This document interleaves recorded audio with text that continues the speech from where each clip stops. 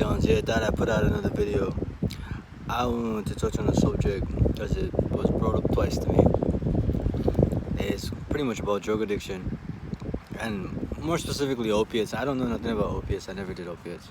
I was a meth head at one time, and actually my relapse wasn't too long ago. Only recently I fully recovered, and I don't even think I fully recovered, and I don't think I'll ever will, because it's one of those things. Addiction will always be there, and who doesn't want to feel good?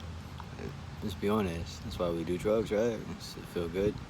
That's why I vape. Vaping makes me feel good. And in time, you always have to put it down. I put out a video about it because when I was talking about, drugs should be legal but not accepted by culture, if that makes any sense. I mean, you cannot stop people from getting high, but you shouldn't,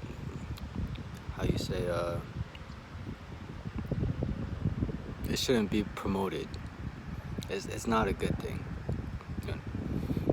I'm a former addict, recovering addict, I guess you could say. It's not a good thing. It really isn't. It destroyed my life more than once. But I think it's always better to relapse over and over and over than to stay an addict forever. That's my belief. I mean, at least in that aspect you're trying. In that aspect you're trying. And better to try and fail than not to try at all. Man, opiates, good God, when I was in Ohio, there are so many people that were on opiates that came in. Perk 30s. I don't know if Xanax, Oxycontin, heroin, fentanyl. Half of them go outside the prison after they go out the jail walls. I hear like word comes back in like a month later. Oh, they overdosed because they don't have the tolerance. They lost the tolerance, so they thought they could do a big shot, and they just end up ODing right off the spot, even though it's the same amount of heroin that they were pulling right before they came in. It's a killer. Opiates is a real killer. They say opiates a life taker, crack takes your money, and meth takes everything. Mind, body, and soul.